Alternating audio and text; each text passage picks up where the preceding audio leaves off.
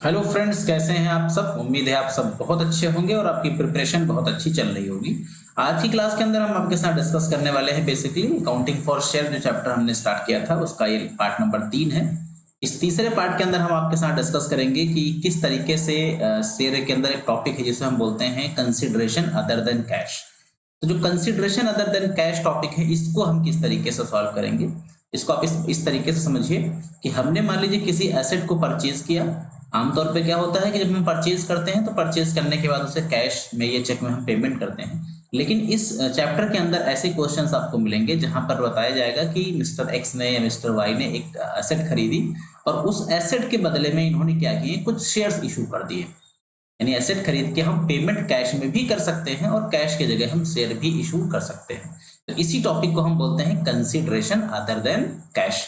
Consideration का मतलब है कि प्रतिफल जो है, यानी जो हम पेमेंट करने वाले हैं वो कैश के अलावा किसी और चीज में पेमेंट करेंगे।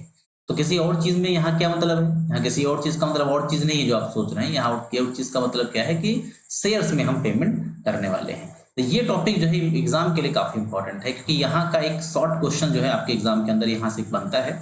तो जरा इस सवाल को समझने की कोशिश कीजिएगा और उम्मीद है अगर आप ठीक से इस चीज को समझ गए तो ये सवाल बड़ी आराम से बन जाएगा। चलिए सवाल पे चलते हैं फटाफट से। देखिए क्वेश्चन को एक बार जरा पढ़िएगा, फिर मैं इसके कंसेप्ट को डिस्कस करूंगा, फिर एक एक करके इसकी बारे में पूरी बातचीत करेंगे। तो कहा गया है कि गौरव लिमिटेड ने परचेज किया है एक मशीनरी जिसकी जो कॉस्टिंग है वो 4 लाख रुपए की है और इसको खरीदा है वैभव लिमिटेड से।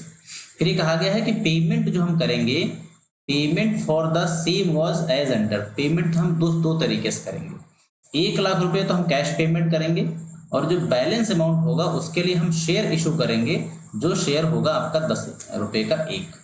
बात समझ आ गई। देखिए ऐसे सवालों में इस टॉपिक को अगर आप समझें ठीक से तो इस टॉपिक का जो क्लियरली नाम है वो है आपका कंसिडरेशन अदर देन कैश। ये एग्जैक्टली टॉपिक का नाम है। इस टॉपिक में दो बातों का ध्यान रखिएगा। दो तरीके के सवाल एग्जाम के अंदर आपसे पूछे जाते हैं। एक क्वेश्चन क्या होता है कि जहां पर हम कोई सिंगल एसेट परचेज करते हैं, हमने क्या किया, कोई एक एसेट खरीदी। तो अगर हम सिंगल एसेट खरीदते हैं तो अलग ट्रीटमेंट होता है।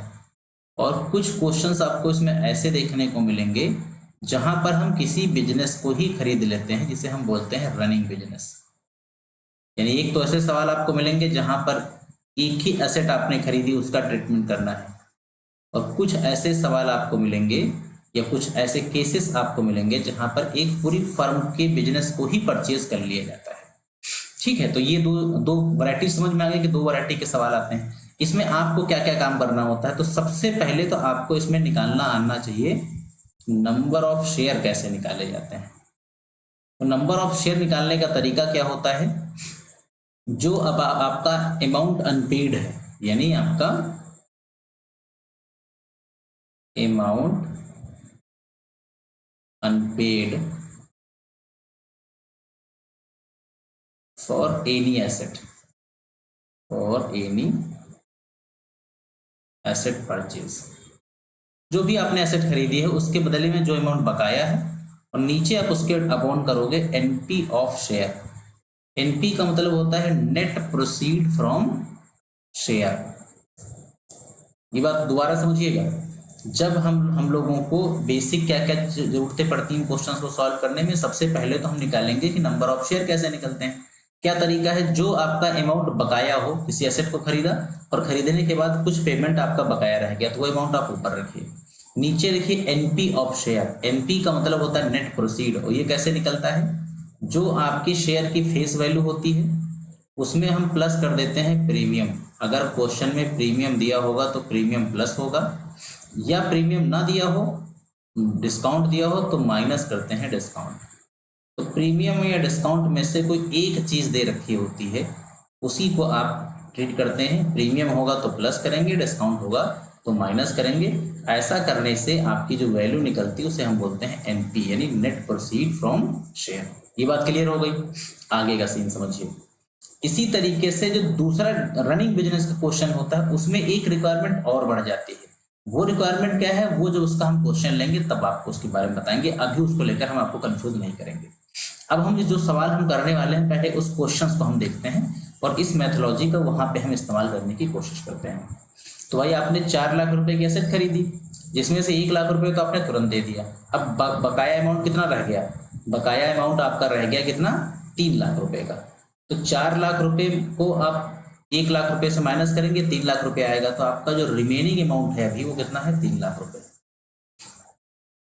एनपी ऑफ शेयर का मतलब है शेयर जो है आपका वो सिर्फ 10 रुपए का है, उसमें ना ही कोई डिस्काउंट है ना ही कोई प्रीमियम है। तो जो नंबर ऑफ शेयर आपके निकलेंगे वो कितना निकलेंगे? वो निकलेंगे 30,000 आपके नंबर ऑफ शेयर निकल आए। इसी चीज की आपको रिक्वायरमेंट थी जो आपने फिलहाल पूरी कर ली। अब देखो क्वेश्चन, इसकी जनरेटरी बनाओ। वापस से क्वेश्चन को पढ़िएगा कि किसने मशीन खरीदी, किससे खरीदी, ये सब कुछ जरूरी है। तो सबसे पहले मशीन खरीदी थी इन्होंने वैभव लिमिटेड से। तो जब आप किसी से कुछ खरीदते हो तो क्या करते हो? उसका नाम याद रखते हो। तो आप लिखोगे machinery account debit to Vaibhav limited. क्या लिखोगे आप?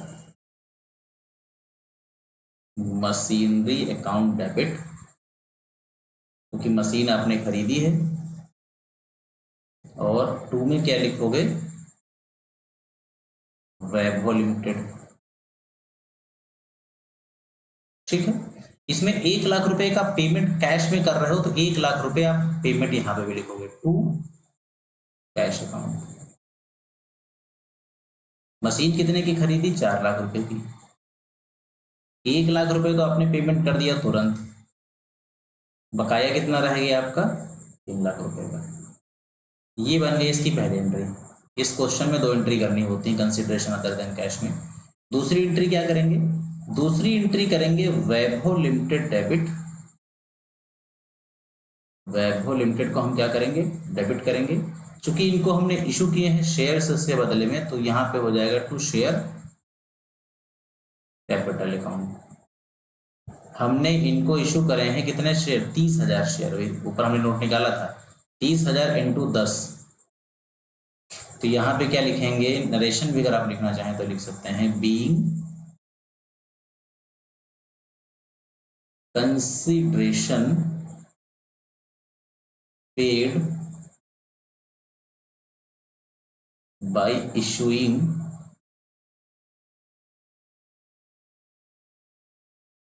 30,000 शेयर्स ऑफ 10 ईच। ये आपको नरेशन, एक बात ध्यान रखिएगा, नरेशन हम क्वेश्चंस में अभी फिलहाल तो नहीं कर रहे हैं, इस तो मैंने कर दिया। इसके अलावा ज्यादातर मैं नरेशन तो नहीं करता हूँ, लेकिन अपनी आदत को आप बेहतर बनाए रखिएगा। एग्जाम भी ये खुद ही लिखना है आपको, ध्यान रखिए। एग्जाम आपके लिए देने हम नहीं जाएंगे। इस बात का ध्यान रखिए, आदत में लाने के लिए आप अपने आप से जो है वो जनरल तो करेंगे ही करेंगे, साथ में आप नरेशन की भी प्रैक्टिस करेंगे। तो being consideration paid by issuing 30,000 shares of 10 each. इस तरीके से नरेशन भी कंप्लीट करते चलना है। नरेशन नहीं लिखोगे तो आपके लिए दिक्कत होगी। बात समझ रहे ना? तो ये कंसिडरेशन अदर देन कैश का जो आपका ये पहला सवाल इस तरीके से सॉल्व किया जाएगा। बताइए ये क्वेश्चन आपको समझ में आ गया? आ गया होगा तो आगे बढ़ते हैं। अब देखिए सेम सवाल हमने एक और लिया है बिल्कुल इसी तरीके का, या यूं कहिए कि यही सवाल है, सिर्फ थोड़ी सी लैंग्वेज में हमने इसमें चेंजेस किए हैं, बहुत बारीक सा अंतर किया है। देखिए गौरव लिमिटेड ने क्या किया? मशीन परचेस की थी कितने की? 4 लाख रुपए की। कहां से खरीदी थी? वैभव लिमिटेड से, आपको मालूम है। फिर कहा गया 1 लाख रुपए तो कैश दे दिया, बाकी जो बकाया अमाउंट है इसको इन्होंने 10 रुपए के शेयर इशू किए हैं। उसमें कहा गया था सिर्फ शेयर इशू करें, लेकिन उसके ऊपर 10% का प्रीमियम भी शेयर के ऊपर है। तो पहला काम क्या आपने हम सीखा था? अभी आपने सीखा था कि सबसे पहले क्या निकालोगे भैया? Number of share. ऐसे निकालोगे तो लिखोगे रिमेनिंग अमाउंट जो आपका अनपेड है। तो 4 लाख में 1 लाख रुपए तो हम पेमेंट करेंगे, तो पैसा कितना बकाया रह गया? 3 लाख रुपए। शेयर कितने का है? 10 रुपए का। उसके ऊपर प्रीमियम कितना? एनपी निकालने का तरीका क्या बताया था आपको? एनपी इक्वल्स टू क्या था? Face value plus premium. अगर प्रीमियम ना दिया हो तो माइनस डिस्काउंट। तो फेस वैल्यू आपकी कितने रुपए की है? 10 रुपए की। 10 रुपए का 25% कितना होता है? 2.5। तो एनपी कितना हो गया? 12.5। अब यहां पर क्या करो? 12.5 कर दो डिवाइड। तो 30,000 को, एक मिनट कैलकुलेटर ले लेता हूँ, सिंपल 3 लाख रुपए को आप डिवाइड कर दो 12.5 से, ये वैल्यू हो जाएगी 24,000 शेयर। 24,000 शेयर्स आपका अमाउंट निकल के आ जाएगा। क्लियर हो गया? यही आपकी मदद करेगा क्वेश्चन कराने में। आप क्वेश्चन समझो। तो पहली एंट्री सेम हो जाएगी। पहली एंट्री क्या बनेगी? पहली एंट्री भैया वही बनेगी। आपने क्या खरीदा है? मशीनरी खरीदी है, तो एंट्री क्या बनाओगे? मशीनरी अकाउंट डेबिट करोगे। किससे खरीदी आपने? तो वैभव से खरीदी, तो क्या लिखोगे? To Vaibhav. वैभव लिमिटेड है तो वैभव लिमिटेड कर दीजिए। फिर कुछ पैसा इनको आपने कैश में भी दिया है, तो टू में क्या कर दीजिएगा? टू में कैश अकाउंट कर दीजिएगा। तो मशीन खरीदी थी कितने की? 4 लाख रुपए की। ठीक है, वैभव के ऊपर बकाया कितना है? 3 लाख रुपए। कैश कितना दे दिया? 1 लाख रुपए। कुल मिला के अभी बकाया कितना रह गया आपका? 1 लाख रुपए। इस 1 लाख रुपए के बदले में आप क्या करने वाले हैं? आप इशू करने वाले हैं शेयर। कितने शेयर? 24,000 शेयर। कैसे पता चला? आपने कैलकुलेशन करके भी निकाला था। आप इशू करने की एंट्री क्या करेंगे? तो किसको इशू करेंगे? वैभव लिमिटेड को। तो एंट्री क्या करेंगे?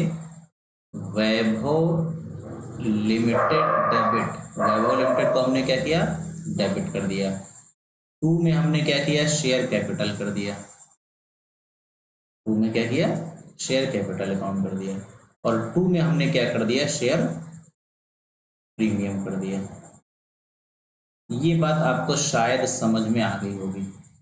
अब बात रही इसमें अमाउंट भरने की, तो वो भी भरेंगे। पहले नरेशन लिखो, तो क्या लिखेंगे? Being consideration paid by issuing of 24,000 shares at 10 with 25% premium. ये नरेशन हो गया। नरेशन लिखना बहुत जरूरी है, बात में बार बार इस पर फोकस कर रहा हूँ। नरेशन जरूर लिखोगे। क्लियर हो गया? अब इसका अमाउंट समझो। अमाउंट कैसे लिखोगे? तो टोटल नंबर ऑफ शेयर कितने थे जो आपको इशू करने थे? वो थे 24,000। तो 24,000 को 10 से मल्टीप्लाई करो। शेयर कैपिटल क्या है? हमेशा 10 से मल्टीप्लाई होगा, तो ये तो वैल्यू हो जाएगी 2,40,000। ठीक है, 24,000 को मल्टीप्लाई कर दो 2.5 से, जो कि प्रीमियम था। तो 24 दूनी 48, 12 60, ये होगा कितना? 60,000 रुपए। और 24 और 60 को मल्टीप्लाई कर दो, तो ये वैल्यू कितनी होगी? 3 लाख रुपए। तो कुल मिला के ये आपका जो है ये दूसरी एंट्री होगी। तो कंसिडरेशन अदर देन कैश के जो सवाल है उसमें ये बेसिक सा क्वेश्चन था।